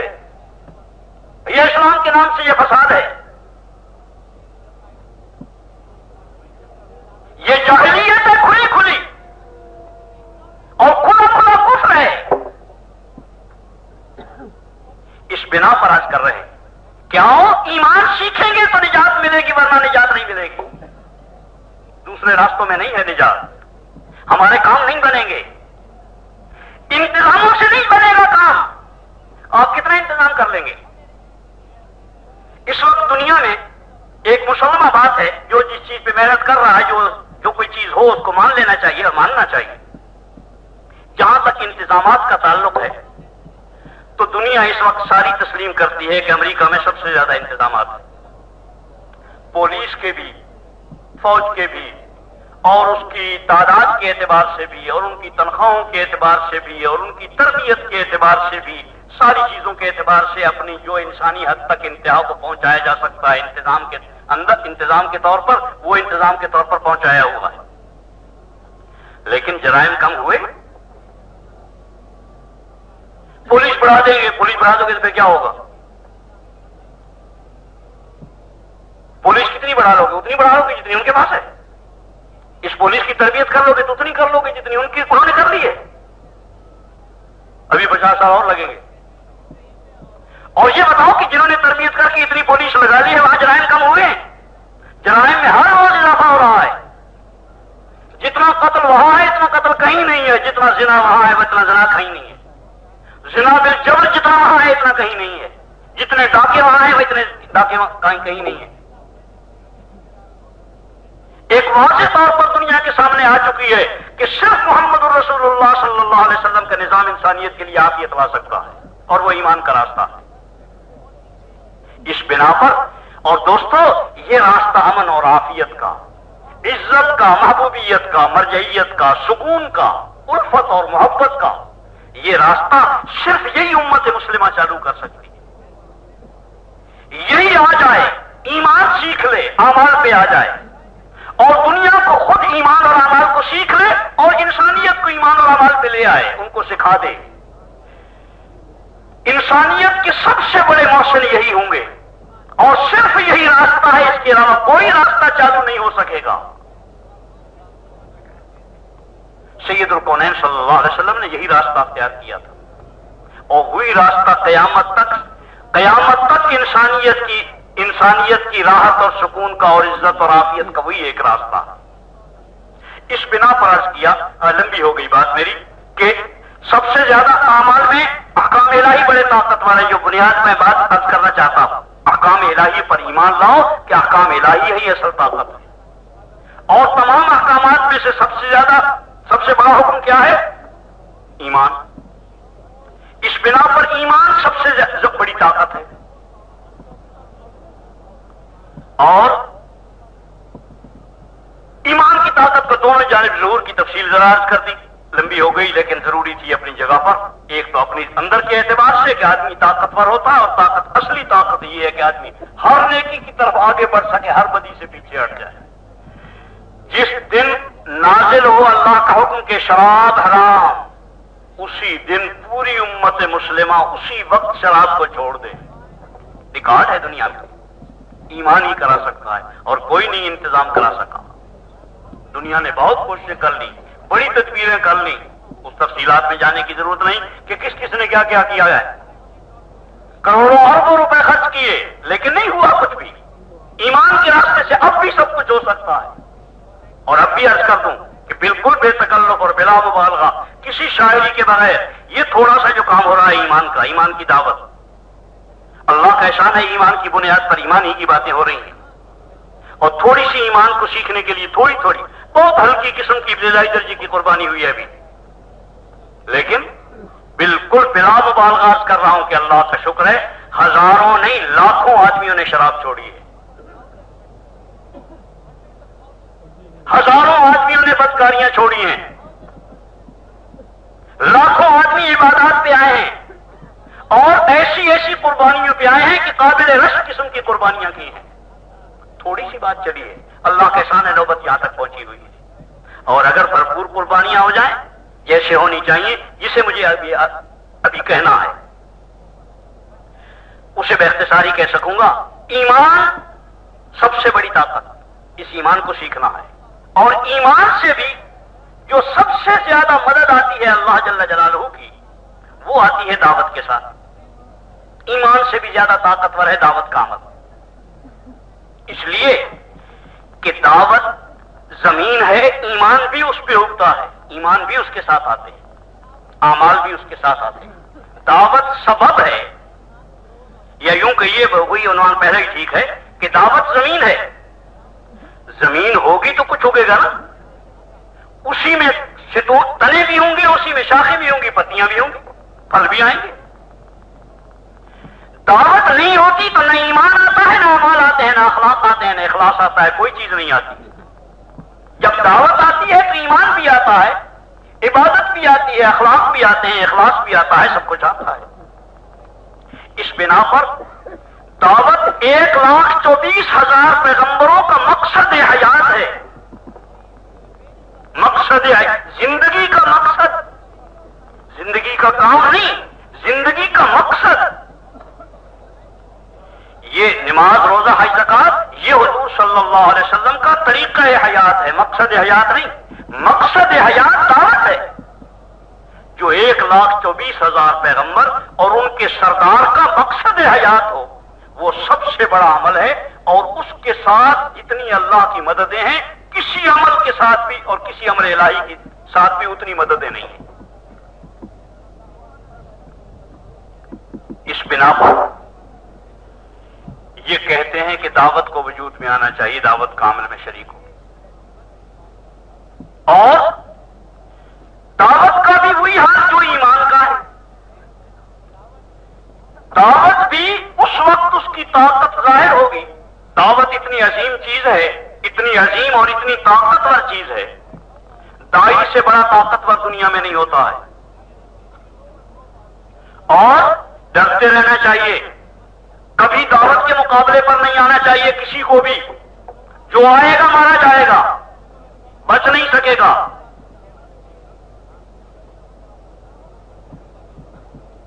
دعوت اتنی طاقتور ہے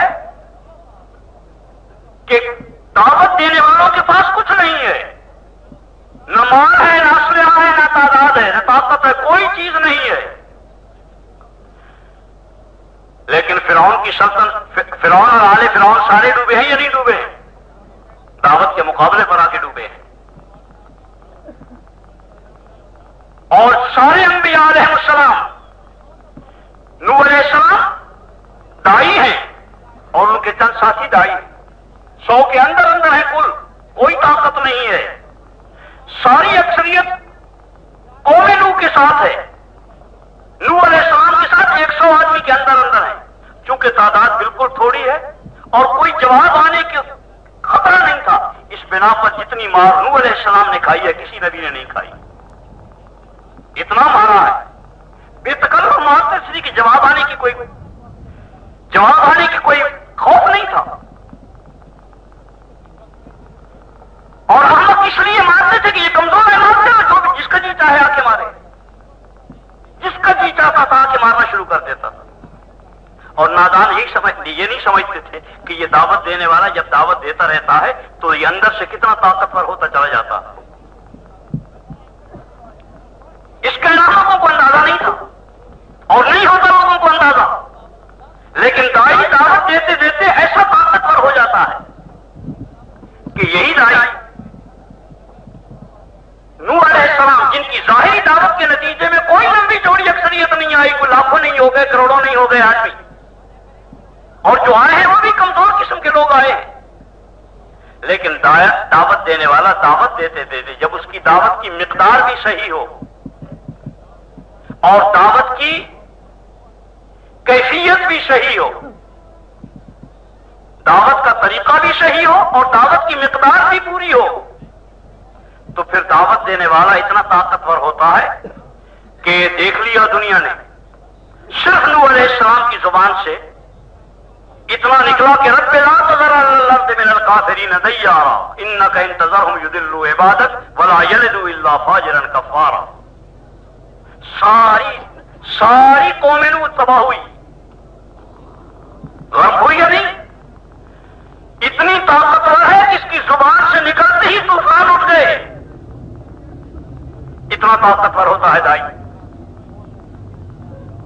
और यही सूरत मुहम्मदुर रसूलुल्लाह सल्लल्लाहु अलैहि वसल्लम की।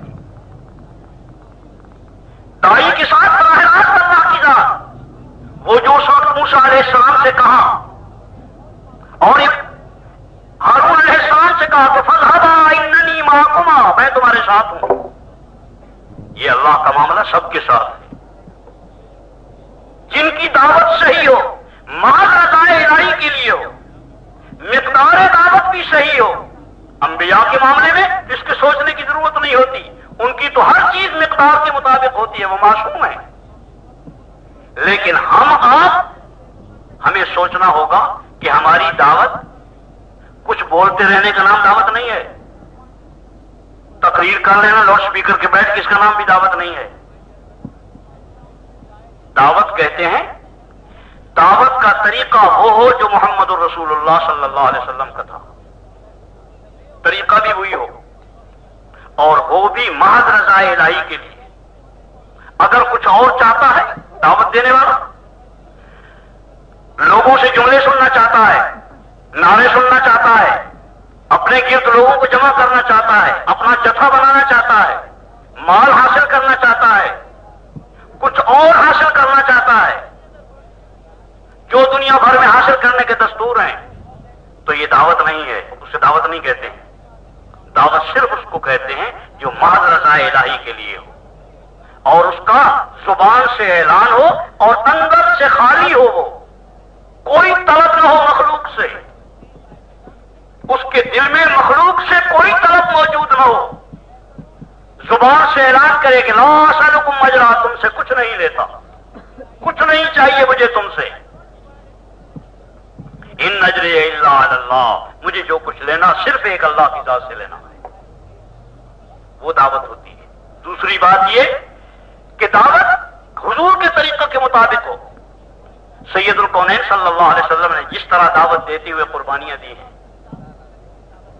अपने आप को पेश करना, खुसूसियत हुजूर की दावत की बाकी अंबिया की निस्बत से यह है कि बाकी अंबिया अपनी कौम के लिए, अपनी बिरादरी के लिए, अपने इलाके के लिए, अपने इसके लिए, अपने उसके लिए आए, अपने इस तबके के लिए। कोई नबी ताजरों के लिए आया, कोई ज़राअत वालों के लिए आया, कोई इस कौम के लिए आया, कुछ इस इलाके के लिए आया, कोई फलस्तीन के लिए आया, कोई शाम के लिए आया, कुछ इस बस्ती के लिए आया। ये होता रहा है पहले अंबिया का। लेकिन मोहम्मद रसूलुल्लाह सल्लल्लाहु अलैहि वसल्लम तमाम तबकात के लिए आए हैं और तमाम इंसानियत के लिए आए हैं और तमाम दौरों के लिए, तमाम जमानों के लिए आए, कयामत तक के लिए नबी हैं। जहां कहीं इंसानियत बची है तमाम इंसानों के लिए आए हैं। इस बिना पर जब नबी सबके लिए है तो सब में काम करना है नबी को। तो हुजूर तो जा चुके, फिर किसको करना है? हुजूर कामरात हैं, हुजूर के कारकुनात हैं। मोहम्मद रसूलुल्लाह सल्लल्लाहु अलैहि वसल्लम जब तक हैं वो करते रहे और उनका जो अमला मौजूद था वो सारा करता रहा 100%। जो अमला पीछे छोड़ के गए हैं उनके जिम्मे है कि कयामत तक जब भी आते रहें करते रहें और उसी तरह से करते रहें जैसे हुजूर ने किया। कोई जदीद सूरत नहीं अख्तियार की जाएगी, जदीद सूरत नहीं अख्तियार की जाएगी। नमाज की वही सूरत कबूल होगी जो हुजूर के वक्त थी, अब नई सूरत पैदा करनी भाई इस वक्त, वही सूरत। रोजे की वही सूरत, हज की वही सूरत, زکات کی وہی صورت، اخلاق کی وہی صورت، اور دعوت کی نئی صورت، نہیں وہی صورت جو اس وقت میں تھی، انہی قربانیوں کے ساتھ، انہی شفقتوں کے ساتھ، انہی محبتوں کے ساتھ، اسی پیار کے ساتھ، سب سے پیار کرتے ہوئے ہمدردی میں، سب کے ہمدرد بن کر، کسی کے دشمن بن کر رہے ہیں، کسی کے متعلق دل میں تکبر نہ ہو، کسی کے متعلق بھی تکبر نہیں ہے۔ یہ انتہا نہیں کہ ایک آدمی مسجد نبوی میں سامنے آ کے پیشاب شروع کرتا ہے، مسجد نبوی کے اندر کھڑے ہو کر، صحابہ بیٹھے، حضور بیٹھے، سامنے پیشاب کرنا شروع کر دیتا ہے۔ اور ایک سیدھی سی بات ہے، مسجد نبوی کا احترام جو صحابہ کے دل میں ہے وہ تو ہم سوچ بھی نہیں سکتے، لیکن ہمارے جیسا بھی اس کو برداشت نہیں کر سکتا۔ تو فوراً کوئی اٹھنے لگا، حضور فرمایا بیٹھے رہو، بیٹھے رہو، پیشاب رک جائے گا آدمی کا۔ کیا شفقت ہے نہیں انتہا؟ اس وقت اس حال میں، عین منکر کے حال میں یہ شفقت ہے، جب منکر کر رہا ہے اس وقت یہ شفقت ہے، کوئی غصہ نہیں ہے، نادانی ہے، لا علمی ہے۔ جب وہ پیشاب کر چکا، پیشاب کر چکنے کے بعد یہاں سے بھیجا کہ محبت سے لے آؤ، بلا دو، لایا، بلا کے اپنے پاس بٹھایا، اسے سمجھایا اور اس کی سمجھ میں آ گیا، سب کچھ سمجھ میں آ گیا۔ جب محبت سے سمجھایا جاتا ہے سب کچھ سمجھ میں آ جایا کرتا ہے، سب کچھ اس کی سمجھ میں آ گیا۔ اور یہ شخص جہاں کھڑا ہوتا تھا، جہاں بیٹھتا تھا آدمیوں میں، وہ لوگوں سے کہتا تھا مسلمان ہو جاؤ۔ لوگ کہتے کوئی وجہ تو بتا، شروع یہیں سے کر رہا، مسلمان ہو جاؤ۔ انہوں نے کہا کیوں مسلمان ہو جائے، کوئی وجہ تو بتا۔ انہوں نے کہا میں ان کے پاس گیا تھا، میں محمد رسول اللہ کے ہاں گیا تھا اور میں نے یہ حرکت کی اور پھر انہوں نے مجھے درمیان میں روکا نہیں ہے۔ جب میں پیشاب کر چکا پھر مجھے بلایا، اپنے پاس بلایا ہے، اور آگے واللہ ما زجرنی، اللہ کی قسم مجھے جھڑکا تک نہیں ہے، واللہ ما ضربنی، اللہ کی قسم مجھے مارا نہیں ہے، جھڑکا نہیں ہے، مارا نہیں ہے، کچھ نہیں کہا ہے۔ اتنے محبت اور اخلاق سے پیش آئے ہیں، ایسا انسان دنیا میں نہیں ملے گا، مسلمان ہو جاؤ۔ اسی پر لوگ اسلام لاتے تھے۔ عین اس حالت میں کوئی غصہ نہیں ہے، کرنے کے بعد زنا سے بڑا جرم تو نہیں ہے۔ جس عورت کو حد لگی ہے، مدینہ طیبہ میں حضور نے حد لگوائی ہے، لمبا قصہ ہے، لمبے قصے کا وقت نہیں، حد لگی اس لیے کہ زنا ثابت تھا، اقرار تھا اس کا، مر گئی، مرتے ہی فرمایا کہ تجہیز تکفین کرو، غسل دو اور کفن دو۔ جب غسل کفن ہو چکا تو جنازے کے غسل کفن ہو چکا، حضور جنازے کے لیے اٹھے، عمر نے ہاتھ پکڑ لیا، یا رسول اللہ اس کا جنازہ آپ پڑھیں گے، ہے نا؟ ایک طبی چیز ہے کہ یا رسول اللہ اس کا جنازہ آپ، حضور نے فرمایا ہاں اس کا جنازہ میں پڑھوں گا، اور ساتھ یہ کہا کہ عمر ایسی توبہ کی ہے کہ سارے مدینے پر تقسیم ہو جائے تو سب کے گناہ معاف ہو جائیں۔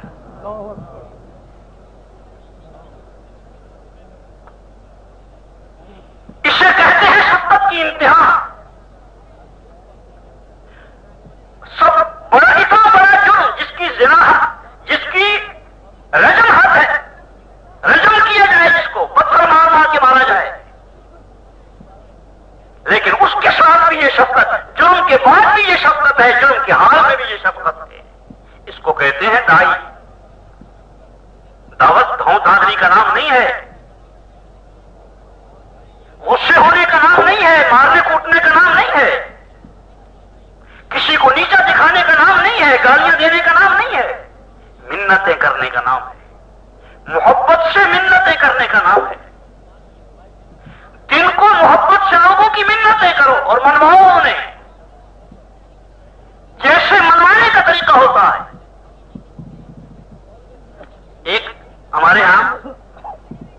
حدیث ہے، میں نے انہیں ایک دن کہا، میں نے کہا یار جماعت میں تبلیغ میں جایا کرو، کچھ وقت لگا لیا کرو. کہنے لگے مجھ سے میں تو بالکل ان پڑھ. ایک مستقل قضیہ ہے. وہ تقسیم سے پہلے وہ لازمی تعلیم، انگریز کے زمانے میں لازمی تعلیم ہوئی تھی آخر دور میں کہ تعلیم لازمی ہے بچوں کے لیے. تو بچوں کو پکڑنے کے لیے آتے ہیں تعلیم والے. ایک بچہ بھاگا ہوا جا رہا تھا گھر کو. وہ تعلیم والوں کو جو دیکھا تو بچے تعلیم والوں سے بھاگتے ہی ہیں. وہ بھاگا گھر کی طرف تو پیچھے سے اس نے تعلیم والے نے ہاتھ پکڑ لیا. ایک ہاتھ تعلیم والے کے ہاتھ میں آ گیا، ایک ہاتھ ماں کے ہاتھ میں آ گیا. بچہ درمیان ہے. تعلیم والا کہے کہ مجھے اس کو تعلیم کے لیے، مجھے اس کو پڑھانے کے لیے لے جانا ہے. اور وہ کہیں کہ میرا بچہ بالکل ان پڑھ ہے، یہ نہیں پڑھ سکتا. وہ کہے کہ میں تعلیم کے لیے لے جا رہا ہوں. نے کہا کہ میں کہہ رہی ہوں کہ یہ نہیں پڑھا ہوا، نہیں پڑھ سکتا. وہی یہی حال ہمارا ہو رہا. ہم کہتے ہیں پڑھانے کے لیے لے جاتے ہیں، دعوت دینے کی، دعوت سیکھنے کے لیے. اگر یہ میں نے جانتا نہیں تو میں نے اس سے کہا کہ بھائی تبلیغ میں جایا کرو. تو انہوں نے کہا مصعب میں تو بالکل ان پڑھ ہوں. واقعہ یہ ہے کہ اللہ نے پیسہ دے دیا ہے. واقعہ انگوٹھا لگاتا ہوں مصعب، کسی کو بتائیے گا نہیں، دستخط بھی نہیں جانا، بالکل ان پڑھ. اس لیے میں نے کیا تبلیغ کر دی. اللہ کا شکر ہے آپ لوگ کر رہے ہیں، کرنے والوں کا کام. تو میں نے کبھی اس لائن سے تو یہ قابو آئے گا نہیں. میں نے اور باتیں شروع کر. میں نے کہا کیا حال ہمارے گھر، کیا حال ہے گھر، خیریت ہے، سب ٹھیک ہیں، بچے ٹھیک ہیں.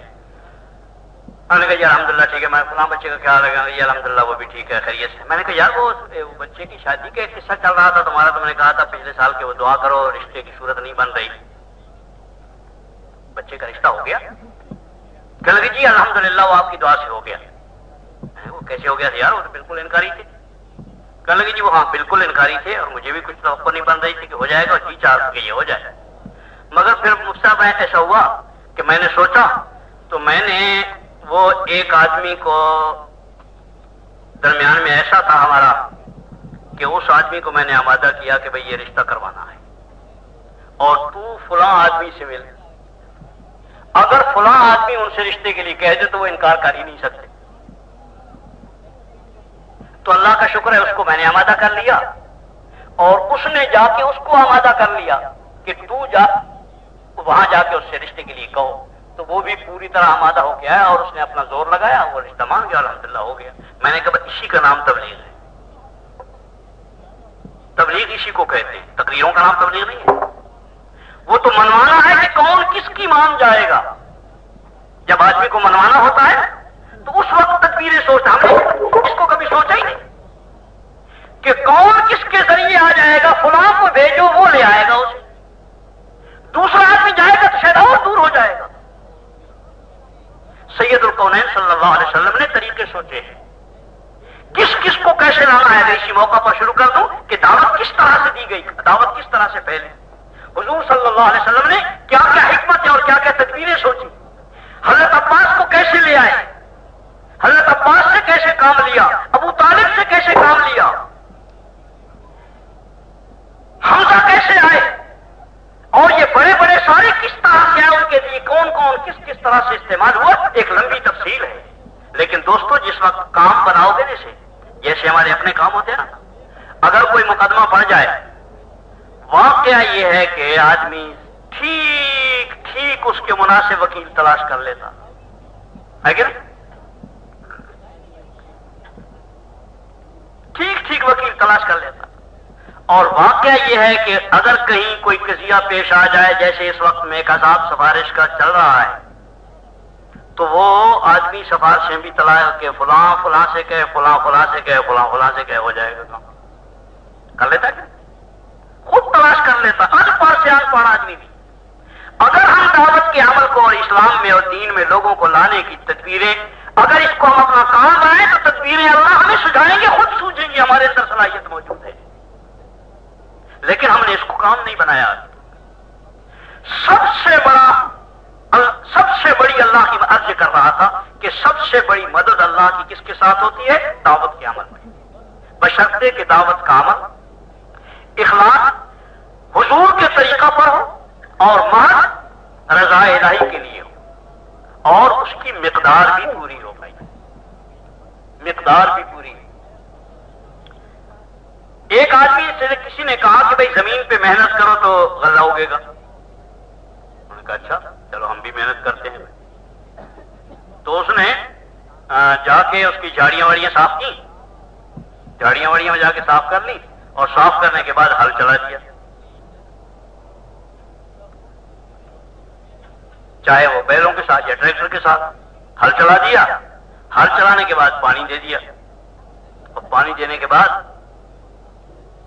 2-4 مہینے کے بعد دوسرے کو ملا، کہنے لگے بھائی وہ زمین پہ محنت تو نے شروع کی تھی، کیا ہوا؟ کہنے لگے جی محنت کر دی ہے، اب تو غلے کا انتظار ہے۔ تو انہوں نے کہا کتنی محنت کی ہے؟ کہنے لگی جی جھاڑیاں بھی صاف کی ہیں، ہل بھی چلا دیا ہے، پانی بھی دے دیا، تو آ جائے گا غلہ۔ 10 سال انتظار میں بیٹھ رہے ہو، غلہ تو آنے کا نہیں، اس لیے کہ مقدار محنت پوری نہیں ہے۔ اس سے وہ آدمی کہے گا کہ بھائی ایک ہل نہیں، ہل ٹھیک ہے، ہل بھی چلانا ہوتا ہے، پانی تم نے اتنا ہی سنا کہ ہل چلانا ہوتا ہے، پانی چلانا ہوتا ہے، خصوصی گشت کرنا ہوتا ہے، عمومی گشت ہو گیا سارا کام، خصوصی گشت بھی ہو گیا، عمومی گشت بھی ہو گیا، کہ ہو گئی تبلیغ۔ اگر جمعرات میں جانا ہوتا ہے، مہینے میں 3 دن جانا ہو گئی تبلیغ۔ بھائی اتنا نہیں ہوتا، مقدار محنت ہے، وہ تو ہل چلانا ہوتا ہے، پھر پانی دینا ہوتا ہے، پھر ہل چلانا ہوتا ہے، پھر بیج ڈالنا ہوتا ہے، پھر اس کو ترتیبات دیکھتے رہنا ہوتا ہے، مناسب اوقات میں پانی دینا ہوتا ہے، اس کی رکھوالی کرنی پڑتی ہے، تب جا کر کہیں جا کر گندم پیدا ہوتی ہے۔ یہ جو چیز جو اللہ ڈالا جاتا ہے وہ اللہ آتا ہے۔ مقدار محنت بھی ٹھیک ہو، نبی کی طریقہ بھی نبی کا ہو، اخلاص بھی نبی کا ہو، شفقت اور حکمت بھی نبی کی ہو، اور اس کے ساتھ ساتھ مقدار محنت بھی نبی کی ہو، ہر حال میں کرنے والا، ہر حال۔ بیمار ہے، تندرست ہے، کھانے کو مل رہا ہے، کھانے کو نہیں مل رہا ہے، کوئی گالیاں دیتا ہے یا دعائیں دیتا ہے، گالیاں دیتا ہے تو بھی کر رہا ہے۔